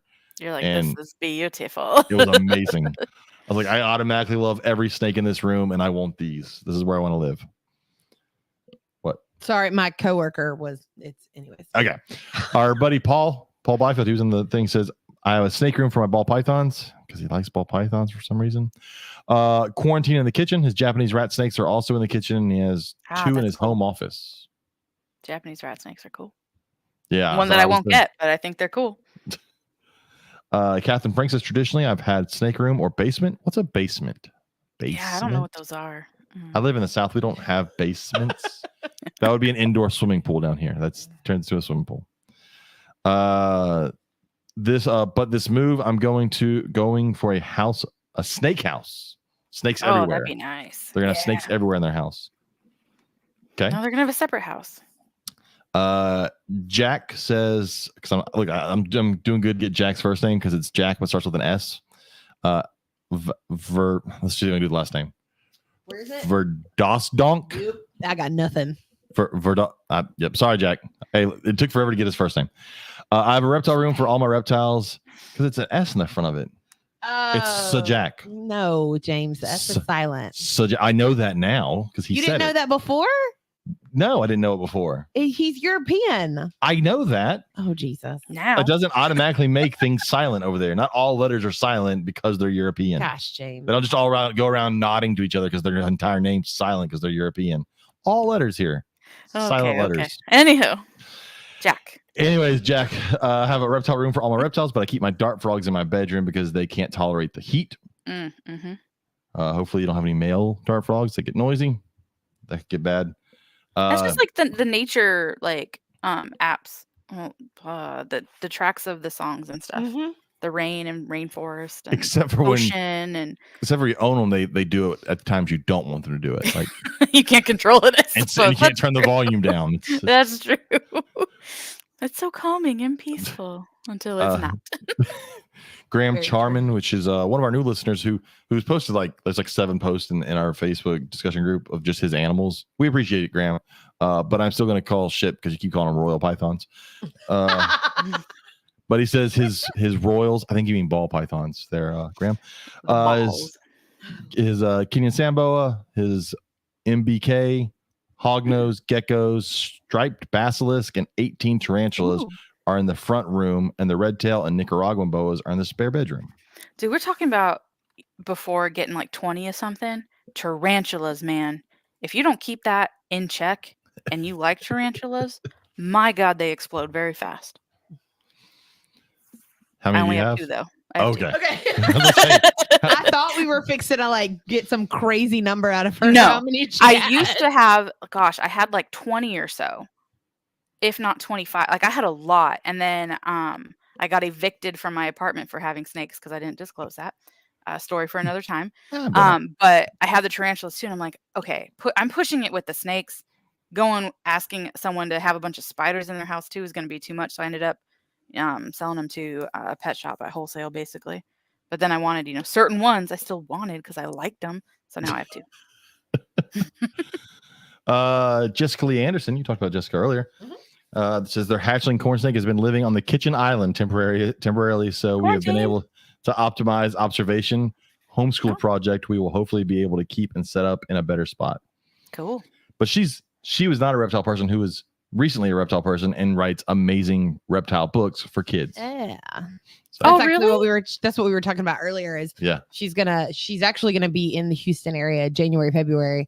So instead of doing a Zoom call with my zoology club, if we can swing it around her daughter's doctor's appointments, she's just gonna come in. Your kids will go crazy for that. Yeah, well, and we're gonna swing it so they actually get copies of her book. Well, because like for a on kid, top of that, a kid, if someone comes in with a book they wrote, that person's huge, mind blowing. They're famous, and how did you get them, right? And her books are fantastic. Naomi Nash is the first character, the name of the character, and her mom is an exotic vet. And so that's kind of what she gets to help with. And so each one deals with a different kind of snake, but it also deals with like how to be better friends and how to I'm gonna get things that are different. My niece. Yeah, they're awesome. They're awesome, and she has a ton of stuff. Like it's not just this series. Like but they're great kid books, all pro reptile kid and books. She works with Scholastic too. So sweet. I mean, yeah, it's awesome stuff. So yeah, I totally have some of her books in my class library that I've ordered through Scholastic, and I didn't realize until like I was cool. You're cleaning through some tubs the other day, and I'm like, because she's famous. Wait a minute. Yeah, it was pretty great. So going down the list, our buddy Todd Sanders says bedroom. That's all I wrote was bedroom. Our buddy Todd Autry said dedicated building. Ooh, that's like a dream for me. So that is a dream that I have. It's not a dream for me. James does not share the dream because James wants to be able to walk into his snake room in his underwear and not have to go outside. You say it weird like that. You can still do that. You say it weird like I want to walk into my snake room in my underwear, like that turns me on. That's not it. I just don't want to have to get dressed to do stuff. I mean, you can walk in the yard naked, James. It's okay. First off, we don't have a yard here, so that's impossible. And for the 2 weeks out of the year where it's cold, I prefer not to. Scott Borden says reptile room, and then a couple of wedge snad skinks in our bedroom. That's kinky there, Scott. And then my black roughneck monitor in a big cage in the basement. Again, this whole basement thing, it's a weird thing. Our buddy Corey Martin said all of the above because she does. She has a everywhere. Like a warehouse or whatever she's got, and she's got them in her house, garage. She's got them everywhere. Dang, I'm just thinking like that's so much work. Oh my gosh. Well, and Corey has gone full time into reptiles now. So, but she was smart. She's getting out of ball pythons and getting into the weirder stuff. She's becoming a lizard person.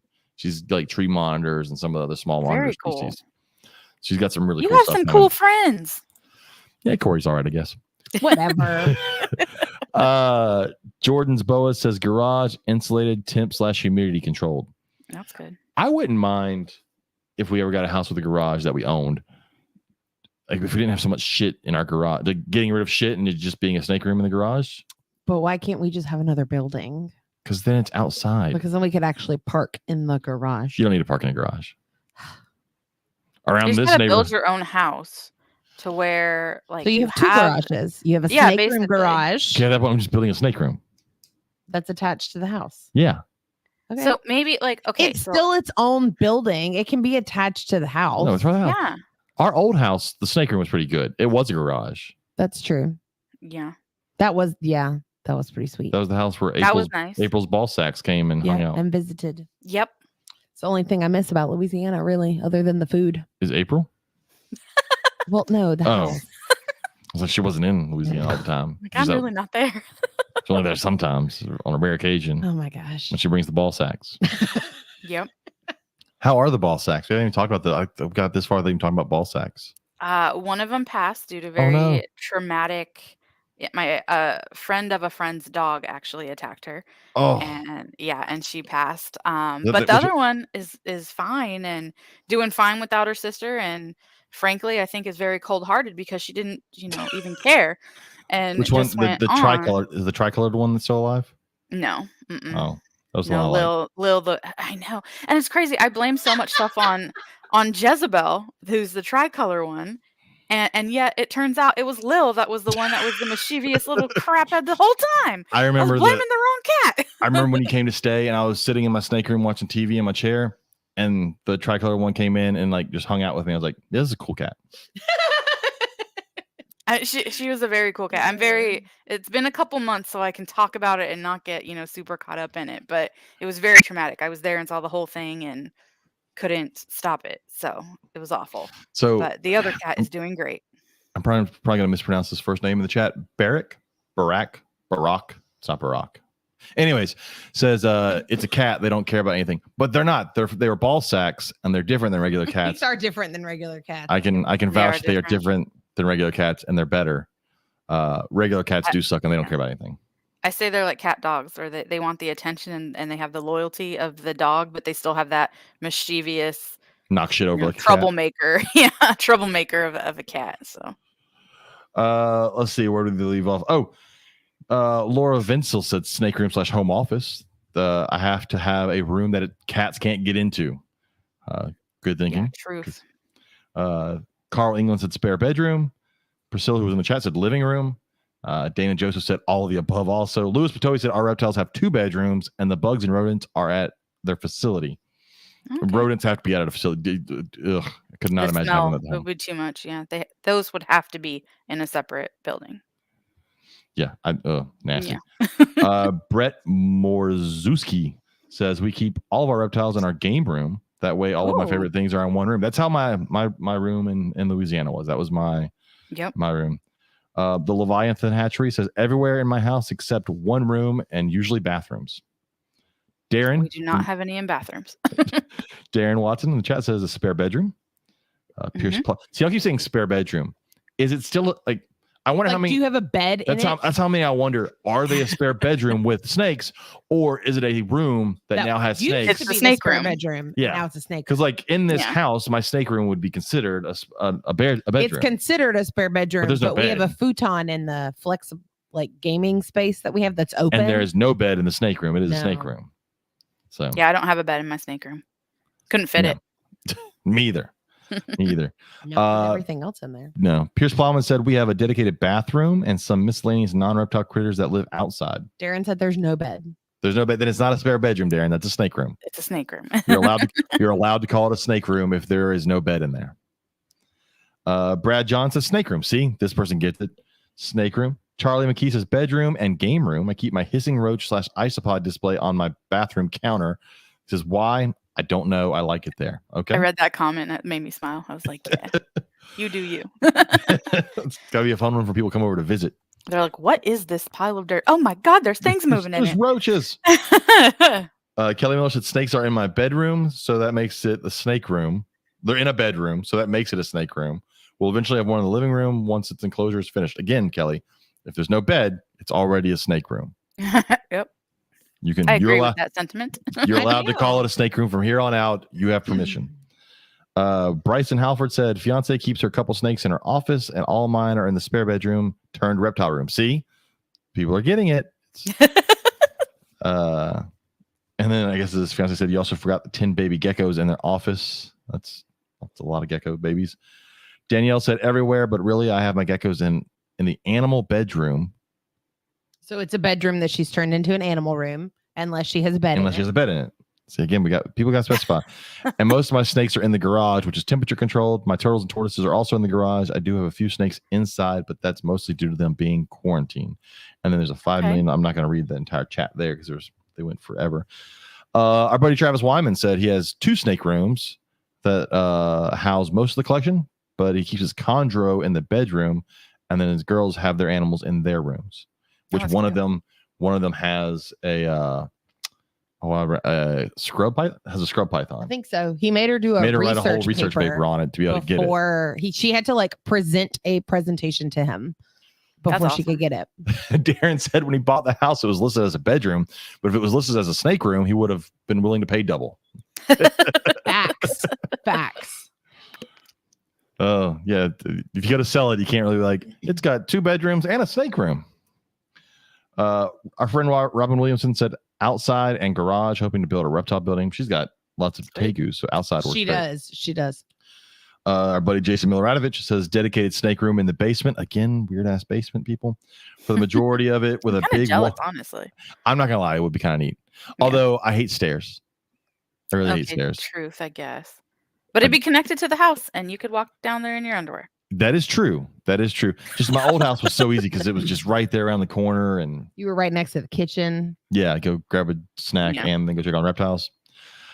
Jason Miloradovich said his basement for a majority of it with a big walk-in closet for his Rosies and Black Russians. He can seal the walk-in off and pump cold air into it in the winter. The rubber boas live in the basement living room where it's a little cooler. So Makes sense. and then my dad said, my house. Yeah, all the reptiles are here. And then James Berry, who has a new boa for me, says a finished basement room. That's where the weird things lay. Okay, that's creepy. Hey, it's fine. We accept everyone here. Barrett Gardner said, get an elevator installed. Then there's no stairs. Hey, smart. That's true. But No. I was going to say, I think she says something different. Hard pass. Still on stairs. I am not a fan of the problem with things being upstairs and me being fat and lazy is that I was just going to say lazy, but okay. I'll go fat and lazy. Is that I just don't end up wanting to go upstairs as much. So when Joe wasn't here for Thanksgiving, like she was literally gone the whole week, I didn't come upstairs once because he would come up, and when he would come up, he would feed lizards. And I'd be like, hey, while you're up there, do this. Why am I feeding your lizards? Because you were up here. All right, well, I'm stopping that. No, they're right next to your lizards. It's your fucking lizard. You're feeding I feed lizard. your lizard sometimes. Sometimes? Well, when I'm there. It's kind of rude. So where are your reptiles, April? So part of my downsizing was because I wanted my master suite to be mine and mine alone. So they used to be in my master bedroom, which didn't have a bed, so it was the master snake room. And then I moved them into a smaller room. So I have a 3-bedroom house. So they're in a smaller room all by themselves. Those are mine. To answer Darren's question, my roommate's has hers in her room. It is a bigger room, so she has the bed in there and is basically like surrounded by all her reptiles.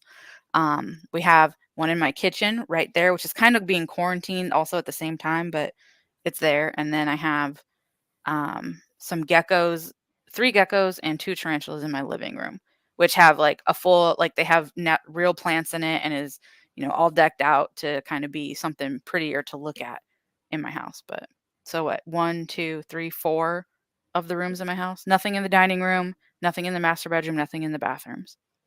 Everywhere else, I have something, at least something. The majority of my collection is in the snake room.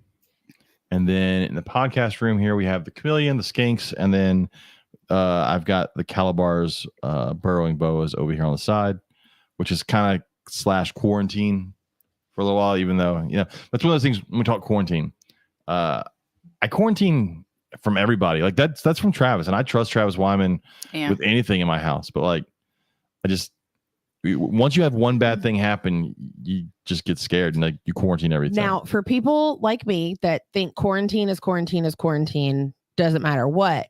When you said you were putting them up here, I was like, yeah, but we've got 2 lizards up there. Yeah. And but I'm okay risking that. Well, but you also explained to me that a lot of times that like I'm not overly worried. They're not like the same. I don't. They're coming from Travis, and I've gotten stuff from him. I'm not worried about mites from him. So that was not a huge thing. And a lot of stuff I worry about tends to be things that I worry about transferring to my other boas. Yeah, because there are no other snakes in this room. And everything that comes into contact with those snakes never comes into contact with these lizards. Correct. Because they don't eat the same thing. We don't use nothing's going back and forth between the two. It's completely interact between the two. And that's why I said with this one in the quarantine, I live in Memphis where the FedEx hub is. And apparently sometimes packages come that their label gets ripped off or the animal is loose. So I got a call from a friend of a friend saying, hey, we have this milk snake here. I think it's a snow. I have no idea what kind of milk snake this thing is. I am not a milk snake person, but I think it's a snow. And they said it's lost in the mail. No one's claimed it. No one's had any inquiries about it. Can you foster it? I'm like, yeah, sure. But I had no idea where this thing came from. So it's going to be here for quite a long time. How does no one ask know. about it? That is my question too, because it's not just albino. I'm pretty certain it is snow. It has like no color to it whatsoever. That means It didn't come from Debbie. That means they didn't ship the reptiles to you, because if they ship reptiles to you and it got lost, someone would have said, "Hey Debbie, where's my snake?" And I've gotten message from Debbie before, like, "Hey, you're in Memphis. Can you go get this animal if I need you to?" Yeah. Love it. You know.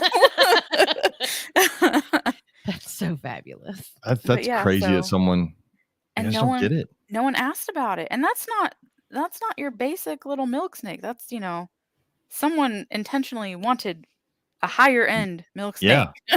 So That's so crazy. yeah. Well, you mentioned the snake room. You mentioned this room. Well, then our bedroom also. So our bedroom is usually the first quarantine room. Or our closet Our is normally closet is normally is the more- first What, quarantine. do you have anything in there right now? Right now, we have not in our closet. We have one small boa in the bedroom because it can fit on top of my dresser As quarantine. as Mhm. quarantine. Okay. Yeah, it's in there for quarantine. And then we do have I have one house snake in the living room, and that is because it's in a focus cube cage, Oh, cool. and the focus cube cage is fancy looking. So they got Well, house in and the it's living room. also a very naturalistic setup, and it's Yeah. bioactive. Like it's just a Yeah. really you never see the freaking snake, but You do if you open it. She comes straight for you as soon as you open it. it's cool tank. But we don't have anything in bathrooms now. During the summer, when your whole collection from school comes home, We put stuff wherever there's a plug. yeah, they'll be in All the right. kitchen. I have Alright. 8 animals in my classroom, Oh my so goodness. yeah. We've housed things in the bathroom. Then things go in the closet. I had the 2 big boas for the longest time, which 4-foot cages in our closet. They were quarantined, and then the 4-foot cages and the boas got moved We upstairs. have a very large closet. Like the closet could easily be like a small nursery for a child. Oh wow. If you don't like your child, No. Jeez. Like you could, because remember behind where the clothes are, you've got that whole extra space. for, I like- know who's gonna show. That's like Harry Potter. Just No. live under the stairs, you little fucker. It's bigger than the room Harry Potter had. Okay, it's bigger.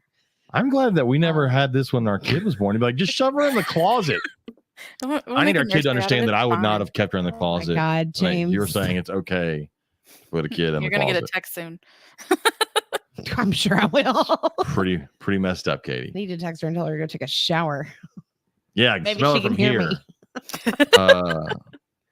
But yeah, no, that's right now we don't have a lot in quarantine.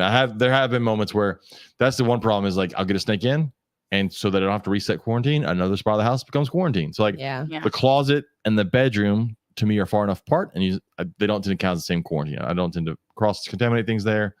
But sometimes I just don't have anything, and I'll have to reset quarantine. I'm like, all right, that's another 3 months here. Enjoy your next 3 months again in this room. Yeah. So but like you said though, like when we say closet, like we had 8 feet of cages and still had space.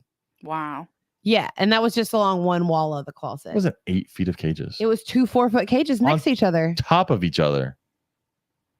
No, when the box turtle cage was next to them over the summer, What's we had Alice in the closet. You're not very good at measuring. That's an exoterra. Those are less than 3 foot long, or about 3 foot long. Are they? Yeah. I Well, totally even thought she had a longer 6, cage. 7 foot is long anyway. So Is- Yeah. Either way, it's still. Just size matters, Katie. Anyways, Don't forget the tortoises in the game room we do have the tortoises in the game. I forgot we have tortoises in and the game room. And the Uromastics. Uromastics who hates me. He's hated me for 12 years. Yeah. Doesn't like to be held. Just I leave him alone. I give him food and he stays alive and he's cool fine. to is it one of the watch. big ones or is it? No, one of the it's an colored ones? ornate. No, not ornate. Oscillated. It's very pretty. But you Those wouldn't are, be some able of to. them are so super pretty. You just can't. He doesn't Hold like 'em. people. He doesn't. He swells up and he wiggles. He doesn't bite, but he'll do the whole wiggle thing and swell up. I And wonder if I put him in my classroom, if that would be different. Like if being around people, People? that much the might time? change the difference. maybe because he fucking hates Or it. stress them out and make him croak. Well, He hasn't stressed out yet. I don't. because we did that with one of the bearded dragons that we had, and her whole personality changed after she was in the classroom. Yeah. Is she nice? She loved the kids. Oh my gosh. Huh. She loved the people and the I attention. mean, it's worth a shot then. You can And trade she one out. almost went into like a depression over the summers. Like Aw. when she would come home, like we had to keep her where we would see her all the time. That's the one that we Aw. ended up. That was the having one that die. finally passed away. She kept was, laying eggs. Well, and when we got her, Oh, she was a rescue. She had Yeah. metabolic bone disease. Yeah, she couldn't had move her legs. lost the use of all 4 of her legs. And the person that rescued her, is a very good friend of ours.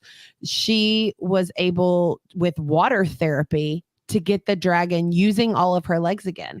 Oh, So wow. she looked a little funky just because of the swelling. So we had her in Louisiana when we moved, and when we packed her up to move her, I went to clean out the cage, and of course I find underneath all the aspen just a shit ton of eggs. like what 35 eggs. I'm like, what the fuck? Oh my gosh. And so we got weight back on her again, and then we got her here, and then she fucking did it again. And then she just would never put weight back on. Yeah. Oh goodness. But we have no idea how old she was. We have no idea. No, yeah. You know, she lived her best life in the classroom, hands down. I mean, spoiled rotten. She would go out to recess with us. The kids had a leash they put her on. Your current bearded dragon's doing great in there. He's doing great. Oh my gosh. The crested gecko is the one that gets me. So we had the crested gecko at home during the summers, and he does nothing but hide and stay behind stuff and all the time. In the classroom, he came to my room the other day. He's like, "What the hell? He's out." he's out and and I'm like, about, "He's out all running the time." around. He's always out. He'll like leap across his cage, and we'll hear like a thunk against the glass on the other side. That's because crested geckos are the dumbest animals on earth. I do Those are have a cute. kid. I have a kid That's who all I has got going one. for them, because they do that whole leap of faith thing. Well, mine still has his tail. I don't know how. Oh, that's cool. And yeah, well, one of my students, she has a crested gecko at home. She's like, "Yeah, mine has frog butt." I'm like, "Yeah, Most do. It's fine. I'm like, I don't understand why he still has his tail, but this is why I don't let y'all hold him, because I want him to keep his tail." Yeah. Yep. It's the whole crested gecko leap of faith that gets me. I think The- it's so cute.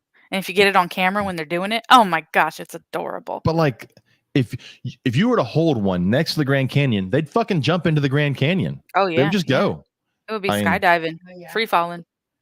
What a dumb animal. There's no wonder we thought they were extinct. Like, and then I'm telling you, I guarantee it. We imported the dumb ones. There is an entire population of super intelligent. Well, yeah, they crested got geckos. caught, right? So Yeah. I mean, There's a whole That's population of super intelligent ones sitting there going, "Good, thank God we got rid of the dumb fuckers." And so they're just hiding up in trees, and we don't see them. Crested geckos. Oh goodness. Anyways, Kids do better when they're kept in the yeah, garage. Darren Watts. Oh, Yeah. Darren. Oh God. So I was gonna go over a few things over on our. Hold on, over on our. Playing video games. That's why she can hear us. She's about to beat Hogwarts Legacy. What a loser! yay. The messages that I just got were fabulous. She's like, "I'm about to beat the game." I had to go way back because we've been gone for We have. 2 weeks. So we go ahead and share my screen so that if Chris never sees this, he won't. But if he ever sees it, he can shut the hell up. And I'm I getting shared it. Sleepy. And maybe Also, there we share go. tab audio. I've never noticed that little button before. So this is cool. Jason Morrow posted these. They're so neat. Those are super neat. That's why I like lizards. Their eyeballs are just cool looking. Look But at there's that some with the orange. snakes. There's some snakes that have really cool eyes too. There are. This is a cool one. Mm-hmm. I think we showed that one last week. And then my dad posted, "If it weren't for my grandpappy in World War II, you'd all be German shepherds." God damn it, Dad. It's a picture. For those that can't see it, it's a picture of a yellow lab with a with the Budweiser and a shotgun and camouflage hat on. This Katie, you want to talk about this one? Oh yeah. So the phalo bracelets that I love and adore. Every now and then they come out with a new animal, and they just came out with the gorilla bracelet. They've also come out with some new colors for bracelets, which is really cool. And I think they're sold out. I don't think they have anymore, but they actually did a stuffed animal of the polar bear.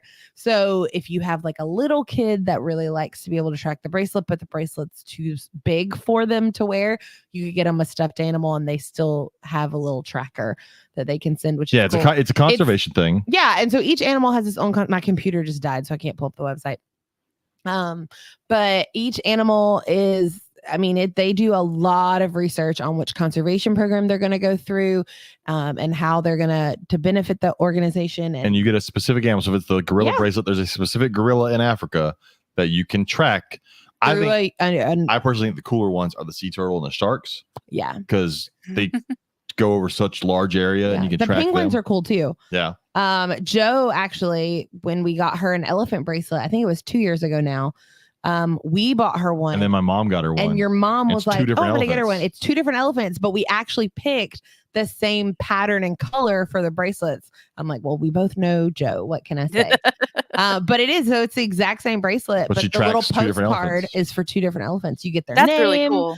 But they have elephants, they have giraffes, they have the gorilla now, they have a shark, Sea a turtle. penguin, a sea turtle. I have a sea Lions? turtle. They have lions because I thought the new one was going to be a tiger. And then it ended up being the gorilla. Because when you get emails from the company, they'll email you like a week before it comes out with like clues of what it might be. Mhm. I did apply to be a. Yeah, I was going to mention that. I applied to be. What was the word I'm looking for? I can't think of what it's called. Same thing we are with VivTech though. If you buy from them using our code, you get a discount, and then we get a kickback on it. Yeah. So Like I we applied would for that. sell them for commission. So if anybody out there has not joined our Instagram yet, go find the Reptile Gumbo podcast on Instagram and join it, because one of the minimum requirements is you have to have a minimum of 500 members, and I think we're at like 450 or 460. So go over and join an Instagram. Join our Instagram at the Reptile Gumbo podcast, our podcast, and hopefully they'll pick us, and you'll be able to get these bracelets. I with mean, a Lord discount code knows and all that. I'm already pushing their product for them, so they really That's ought to really just cool. let me do it I know. anyway. I love elephants, so I would love to get the elephant one. Yes, well, and that's why we got it for Jo, because she just read a book about elephants that she really, really loved. And yeah. Next up, Daniel Bates posted a picture. He said of a snake named Linguini. He says the most common snake pet name. He said, I haven't heard Linguini. I'm sure it's very common. I actually It's told a you type about of noodle. that. Yeah, well, no, I and get that's it. what I told James. I was But like, it's not a name. linguini, like that's a thing. Well, and I said like noodles, but I never hear anybody with one name Linguini. I'm sure they're out there, but I also don't tend to talk to a lot of people about their name a lot of snake, stuff snake either, names. So Let's see. I haven't read this one from Travis. Aging insights from reptiles and amphibians. Researchers identified patterns in aging rates and longevity of reptiles and amphibians that suggest how these traits evolved. I'll have to go read that now. It's got a picture of a tuatara on it. I'm sold. Ryan Gossel the infamous picture. This picture of the Oh, person with their tortoise in the bathroom, and then it knocked the toilet off the. I talk the about ground. this all the time, and everybody's like, they can do that. Yeah, they can do that. Was that one? There's that one that's on everything now. I It's the know. one where it comes through the drywall, but. Oh yeah, that's Yeah. been a meme like crazy. Here, this is Graham Charman, who we talked about earlier, and this is all his animals. He posted several things of his animals. Oh, I fucking love this little cartoon. Oh, this is adorable. So it says, No church in the wild. so it's an explorer in the wild. He finds this little gecko and he says, "What an amazing little guy! I think I'll name you the fantastic leaf-tail gecko." And it says, "Wait, hold on. There isn't a Christian church anywhere nearby." And scratches out "fantastic" for satanic leaf-tail gecko. That was hilarious. Oh no! How do I get it off my screen now? It's funny, but I want to be able to read. The little X button. I am. Oh, there we go. No, what'd you do? Now everybody can see your personal face. Not anymore. James. Now you did too much. I did. You do too much, I James. did too much. He had a student tell him that one time. It was fabulous. That used to be a Oh thing for my a God. while. There were lots of Yeah. like, you do They're too like, much. "You When do too you just much." ask like the basic stuff out of a kid, you do too much. I mean, you're just lazy. Now it doesn't want to work. You broke it, And there was James. Well, what I wanted How to show, dare you? there was one thing I wanted to show. So take it off the screen. You take it off. Reload. I'm gonna tell you like I tell my babies in 4th grade. Close it out, open it back up, see if that fixes the problem. Normally it does. I tell kids that at least 3 times a day. Because everything we do is electronic. They take their test at the end of the year is online, and they have to be able to type their written response. So I'm like, I'm not gonna make you do paper pencil all year and expect you to be able to type it in May. Yeah. So by November, we're completely electronic in my classroom. I'm surprised they even sell pencils anymore. We're so electronic at this point. I hate mechanical pencils. Fucking love mechanical My pencils. students know, like, I don't like mechanical pencils. All right. So I'm back. Here we go. What's this? Oh, this is one of I it's thought that a- was. I saw that. That was so cute. a beaded lizard like cuddled up inside the coils of this rattlesnake. Yeah, Just they taking have a nap. like, I want to say like, oh gosh, they have a lot of beaded lizards in that enclosure and like 3 rattlesnakes. Yeah, it's the Los Angeles Zoo. Mm-hmm. So that one was funny. I'm gonna pass that one. This one was the guy playing with the laser light with the baby alligator in the swamp. that was so Oh my cute. goodness. I was like, this is the cutest thing I've ever seen. I watched this video like 4 times. It was That's just so so- cute. all I could think though while I was watching was Mama's somewhere close because that one's small. Nah, it's big enough. You think? You don't I think mean, Mama's close by There's probably still a somewhere? larger one nearby, but that one's not like baby. Yeah, Okay, I that thought- is the cutest thing I've It seen. wasn't it, darling? This is an awesome one. Nathan posted this. of a That's very- coronated tree frog. I wonder if Where's my that from? Does it say where it's from? box Costa turtle Rica. would play with a laser. Ooh, that's Maybe. cool. You can see it's got like these spikes on the back, like a crown, coronation. That's Like kind Would of that cool. be considered enrichment? Haven't chased Like the if we have laser the yet? Probably. box turtle Yeah. chase a laser? I love Yeah. this. Seems like a zoology club I function. love this one. It's an octopus that basically has really. a. This is what we're doing. You don't like this one? It has a tarantula. No, I do not like What this. the hell It's am got- I looking It's at? got a tarantula costume that goes on the octopus. Now it Oh looks like a my tarantula. gosh. That's Absolutely too much. not. Too Says much. the woman who bought all kinds of costumes for her bearded dragon and guinea Yes, pig for yes. Halloween. They have a drawer in my classroom of costumes for when they're big enough next year. They were like $1 a piece at PetSmart. I couldn't pass them up. This is That is really a good. video of 15 venomous snakes of Africa, which is kind of cool. It's got some weird ones in there, and then some of the ones people are used to. But just go back the gaboon. That's all that matters. The gaboon viper. My face. This is awesome. This thing is cool. Oh my It's a goodness. life-size God. sculpture of Megalania, which was like an extinct Varanus species, so larger than the Komodo. And you can It's see the guy huge. standing next to it. Just imagine that in the wild. It looks I like would have a heart attack. Yeah, looks like a I don't Komodo want to bigger. imagine that. Like, this is when everyone with And me then- would survive. And because there's a I normal would sized one. kill And there's a over. regular Komodo going apeshit over a turkey on Thanksgiving. Virginia Aquarium and Marine Science Center. That's cool. They hilarious. hung a turkey in this Komodo's exhibit. I've Talking and- about never seen enrichment. one that active before. No But you haven't kidding. given it a turkey. That's awesome. Apparently, right? We haven't given it a turkey. Oh, you can see how it's shredding. Oh, that's so How cool. fun. Like just Ooh. slinging the turkey It's around. like a That's baby with a cool. toy. Oh my gosh. Look at him get excited just to Just- run at it. That's so That's cool. really- really. That's I haven't that's seen cool. that That's one. Smart. Here's an awesome picture of a spitting cobra. You can see the venom coming out of the holes in the front of the fangs. That is cool. For those Is that it don't, supposed to be swollen like that on the side of its face? those are venom glands. Oh, okay. Gotcha. Yeah. Never Do the looked So at venom it it's- glands get closely. smaller as they express the venom out? Yeah, but you can see right now he's clenching those venom glands to force the venom out and into the fangs, and Oh, then so I they guess get to if the, the That muscle makes relaxes, sense. it probably moves. Yeah. a It little doesn't bit. look quite so because it almost looks like someone's popped it in the face. yeah, no, it's forcing that venom out because that's how they shoot the venom out. Yeah, I It's- never even like good thought force. I about the never even mechanics of thought that. about. Yeah, Yeah. I was just about to say I never even imagined how it would work. Just that it does. the amazing thing is the aim that these things have. Oh, cool. They're pretty spot on, huh? Oh, I mean, some of those pieces right in the eye, like they can get you So I right got in to the wear eye. shields Amazing. around them. Yeah. Also, our November giveaway. You still got a few more days if you're listening to this to go over to our Facebook page, to the Reptile Gumbo podcast Facebook page. Find the post, and all you got to do is tell us what you are thankful for, and you win a happened? Reptile Gumbo podcast. What? Her phone fell over. I was like, "What just happened?" You win a Reptile Gumbo podcast shirt from our friends over at Colossal Constrictors, which the little baby boa that's in my snake room or my bedroom right now in quarantine That is where it came from. is from them. But you can win a free T-shirt from them, and I'll also send you some stickers. On top of that, in December, and I got to talk with them what we're going to do, but they want to do a giveaway just like they did last year. They want to give away something every week of December to Oh, our wow. listeners. That's Last year fantastic. it was a temp gun. Everyone won a temp gun each week in December. That was pretty cool. We're gonna find out what they want to do this year, but go support Colossal Constrictors. Go check out their Instagrams and Facebook, everything.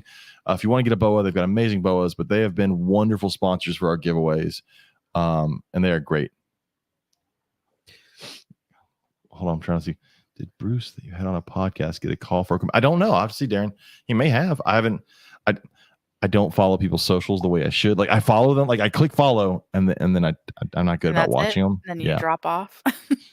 I at least give them the follow so they get the numbers. Oh, there you go.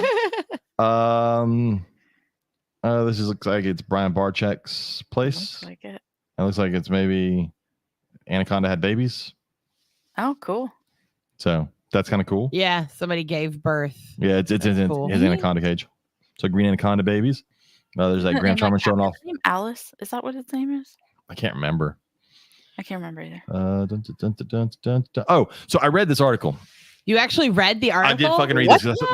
So it says Speaker Mike Johnson can falsely. read. It says Speaker Mike Johnson falsely claimed the Louisiana pine snake is a mythical creature. Oh, geez. That's why you read the article. Yeah. So in 2020, this fucker who is let's see, he's during a Republican Study Committee Government Efficiency, Accountability, and Reform Task Force discussion in 2020. Oh, Speaker God. Mike Johnson proposed to making it easier to strip the protections for endangered species. And he basically said in his own state, there's tons of land that they can't do any work on because it's protected for this mythical animal that no one has seen in 50 years, the Louisiana pine snake that we don't even know is there. Forget the fact that we've got people. I've seen people that have caught them. And he talks about they supposedly live 6 feet under the ground and we don't know they're there and we can't do this. And he wants to get rid of protection so they can go in there and basically strip this land.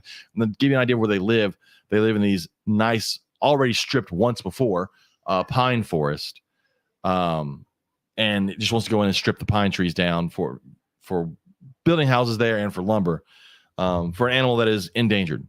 This is what happens because lawmakers are fucking stupid. Not all of them, but a lot of them, especially when they start talking about things they don't know about, like wildlife, because they have no idea what wildlife is. And the fact that he refers to it as a mythical creature blows my mind. But I mean, forget the fact that you've got facilities in the state working to reproduce them and release them into the wild. His thing is there's tens of thousands of acres of forest land out of commerce because supposedly a mythical snake lives underground. And he goes, I mean, I wish I was making this up. You are making this up. You're an idiot. They do live there. And God forbid, for commercial purposes. God forbid we don't strip all of fucking Louisiana and make it look like a barren wasteland because y'all have done a pretty good job of it in certain places. I read that Travis Wyman posted that and I was like, that can't be, that headline got me. And I went and read it. I'm like, of course, guy wants to just fuck up an endangered animal in his own state. That multiple zoos have breeding programs. Memphis Zoo has a breeding program. Mm-hmm. So it's just stupid people. But yeah, I think Travis that got you real jazzed up. Woo! I was very pissed off about it. He read the article. That's how we know he feels strongly about this. He read words on a page. I took time to read. And then quoted the article when talking about it.